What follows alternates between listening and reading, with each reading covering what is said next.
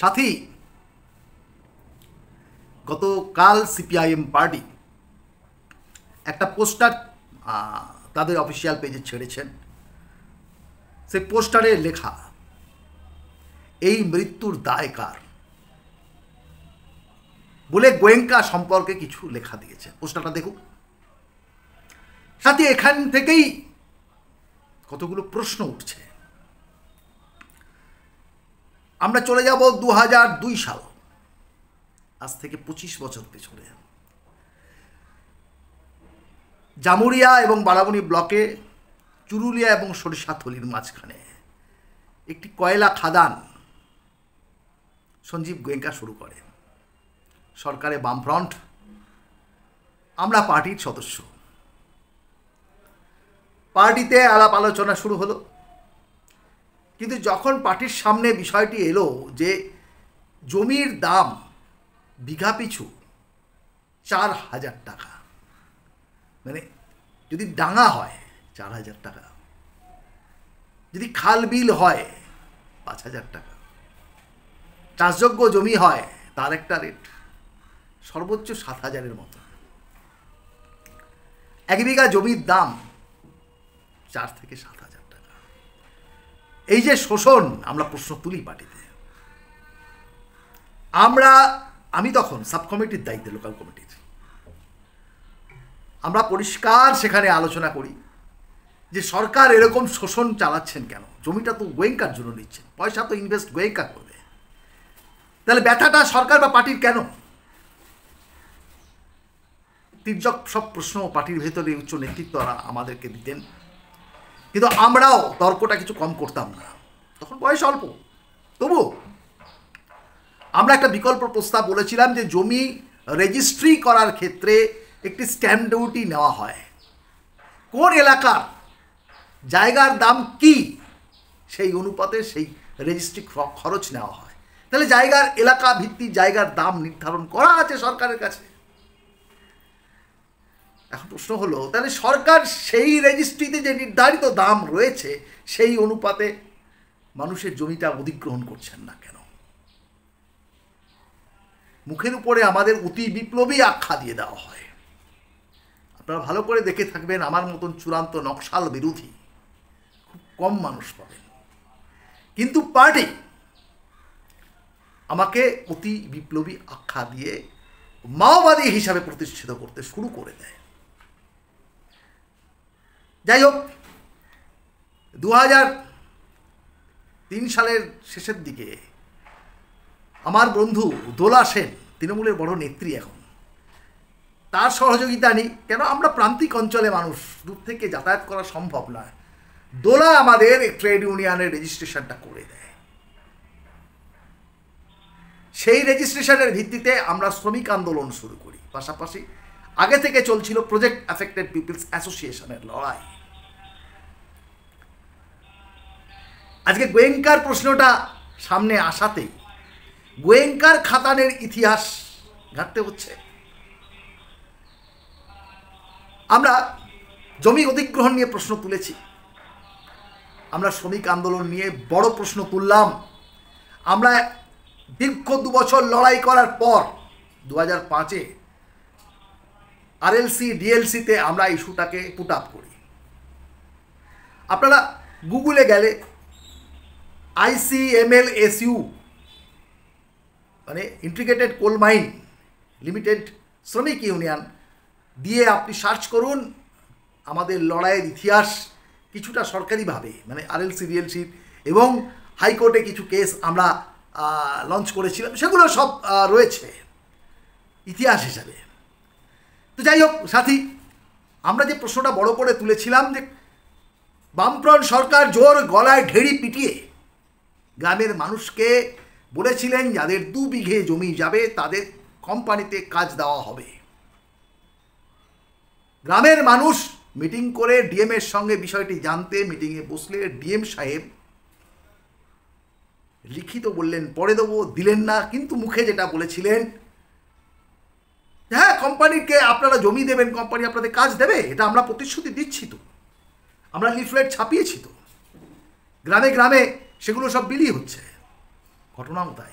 কিন্তু লিফলেটে না কোম্পানির নাম ছিল, না সরকার কোনো স্ট্যাম্প মেরে সিগনেচার করেছিল। লিফলেট যেমন হয়, প্রতিশ্রুতি যেমন হয়, কিন্তু যখন অ্যাপয়েন্টমেন্ট লেটার জমিহারা মানুষদের কাছে এসে পৌঁছালো, সে অ্যাপয়েন্টমেন্ট লেটারে দেখা গেল জমিহারা শ্রমিকদের কাজ দিচ্ছে অ্যাটওয়াল নামক একটি কোম্পানি। আমাদের কাছে দৌড়ে আসে, তখনও আমরা পার্টির ভেতরে। এবার বিষয়টি খুব সিরিয়াস, আমরা পার্টির ভিতরে ব্যাপক আওয়াজ তুলতে শুরু করে দিয়েছি। 2005-এর গল্প তো তারপরে, এগুলো সব তার আগের গল্প, যে আমরা শ্রমিক শ্রেণীর পার্টি হিসাবে নিজেদেরকে প্রকাশ্যে বলে বেড়াই, আর আমরা প্রকাশ্যে পুঁজিবাদের দালালি করছি। অ্যাপয়েন্টমেন্ট লেটারটা কেন এলো অ্যাটওয়ালের নামে? কোম্পানি কাকে দিয়ে রেজিং করাবেন আমাদের তো দেখার কথা নয়, আমাদের যেটা পার্টি হিসাবে দেখার কথা যে কোম্পানি প্রতিশ্রুতি মোতাবেক 2 একর জমি যার গেছে তাকে চাকরি দেবে, এবং সেটা ইন্টিগ্রেটেড কোল মাইনিং অ্যান্ড লিমিটেডে আরপিজির নামে হতে হবে কিংবা সিএসসির নামে হতে হবে। কারণ এই মাদার কোম্পানি যদি কাউকে কাজ দেয় তাহলে ইসিএল এর সমকক্ষ সমকাজে সমকক্ষ বেতন পাবে, আর যখনই এটা রেজিং কন্ট্রাক্টরের মাধ্যমে নিয়োগ হবে তখন সেটা কন্ট্রাকচুয়াল লেবারের যে আইন আছে সেই অনুপাতে তাদের বেতন কাঠামো নির্ধারিত হবে। এই বিষয় নিয়ে পার্টির সঙ্গে চূড়ান্ত দ্বন্দ্ব যখন শুরু হলো, পার্টি বাধ্য হলো আমাদেরকে ছলে বলে কৌশলে বার করতে। বহিষ্কার করতে পারেনি কেন? এত লজিক্যালি কথাবার্তা, এবং তারা মার্ক্সবাদের বিরুদ্ধে কথা বলছে পার্টির ভেতরে দাঁড়িয়ে, পার্টি নেতৃত্বরা। আর পার্টির ভেতরে যারা শ্রেণীর পক্ষে, শ্রমিকের পক্ষে, জমিহারা শ্রমিকদের পক্ষে, জমিহারা মানুষদের পক্ষে কথা বলছে, তাদের সামনে দালালরা দাঁড়িয়ে আছে। দালালের নাম বংশগোপাল চৌধুরী। 25 বছর পর চরিত্রহীনতার দায়ে তাকে বহিষ্কার করতে হয়েছে পার্টিকে। স্বরাজ দাসকে বহিষ্কার করতে পারেনি, হারাধর রায়ের মতন মানুষকে বহিষ্কার করতে পারেনি। এই রকম শ্রেণী সংগ্রাম সিপিআইএম পার্টি করে। আমরা 2005-এ যখন এটাকে আরএলসি বিএলসিতে নিয়ে যাই পুট আপ করে, তারপরে সেই কপিগুলো নিয়ে গুরুদাস দাশগুপ্তর কাছে যাই। কারণ সেন্ট্রাল ট্রেড ইউনিয়ন ছাড়া এই কোম্পানিটির টিকিটা ধরতে হলে সেন্ট্রাল ট্রেড ইউনিয়ন লাগবে। 5টা ট্রেড ইউনিয়ন আছে central: CITU, AITUC, INTUC, BMS, HMS. এরা ছাড়া ছোটোখাটো ট্রেড ইউনিয়ন কোল ম্যাটারে কথা বলতে পারবে না। আমরা দাঁড়ে দাঁড়ে ঘুরেছি, দিল্লি গেছি, এমপিদের পায়ে ধরেছি, একদম সরাসরি আমি নিজে গুরুদাস দাশগুপ্তর পায়ের নিচে বসে একদম গুরুদাস দাশগুপ্তকে বললাম যে আপনি যখন আসানসোলে গেছিলেন আপনাকে আমরা ফাইল চেয়েছিলেন, দিয়েছি।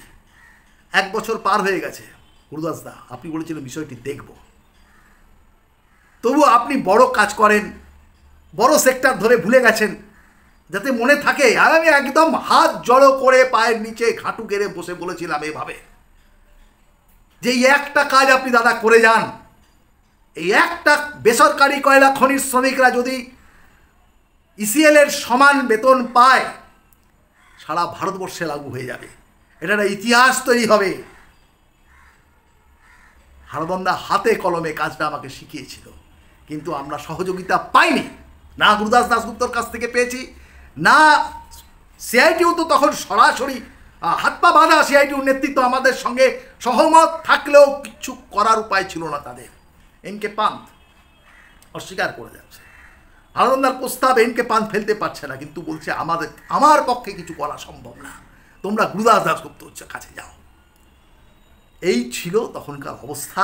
এই সঞ্জীব গোয়েঙ্কাকে বাঁচানো এবং সঞ্জীব গোয়েঙ্কাকে সুবিধা পাইয়ে দেওয়ার জন্য বুদ্ধদেব ভট্টাচার্য, নিরুপম সেন, বিমান বোস, এই ত্রিমূর্তি, যেন বিমানদা তখন পার্টির দায়িত্বে, বুদ্ধদেব ভট্টাচার্য মুখ্যমন্ত্রী, নিরুপম সেন শিল্পমন্ত্রী, আর এই ত্রিমূর্তির কাজ তখন তলায় দেখছেন বংশগোপাল চৌধুরী, মনোজ দত্ত, আজকে রাজ্য কমিটির সিআইটিউ নেতা।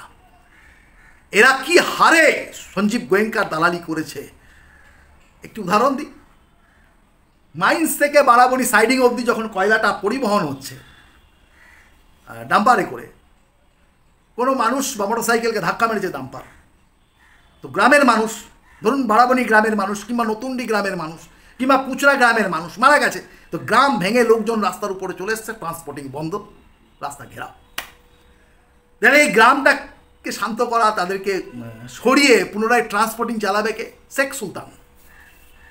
সুলতানকে মোস্ট কয়লা চোর, স্মাগলার, গুন্ডা মদনপুর গ্রামের।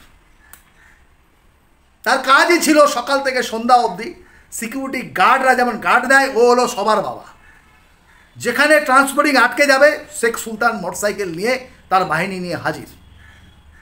এই সর সর সর সর সর, হাট এখান থেকে, কজন যাবি? থানায় গিয়ে কথা বলি, চল বসছি, রাস্তা চা, ট্রান্সপোর্টিং বন্ধ হবে না। সুলতানের দাদাগিরি। আর সুলতানের বস কে ছিল? Manoj Dutta. Bengal M2 Charanpur siding, Bengal M2 ট্রান্সপোর্টিংয়ের কোনো বাধা এলে মনোজদা। এইভাবে এই পদ্ধতিতে এখনো কয়লা পরিবহন বা কয়লা শিল্পটা চলছে। এখন এরা ক্ষমতায় নেই, এখন ক্ষমতায় তৃণমূল আছে। এই এক একটা পোস্ট, এক একটা চেয়ার খালি হচ্ছে, আরেকটা লোক বসছে, একই চরিত্র, একই প্যাটার্ন, একই ফর্মুলা। এরা সব পার্টি মেম্বার, শেখ সুলতানও পার্টি মেম্বার। মনোজদা আজকে তো, মনোজ দা বলছি, মানে আমার থেকে 2 বছরের বড়, উনি 2-3 বছরের।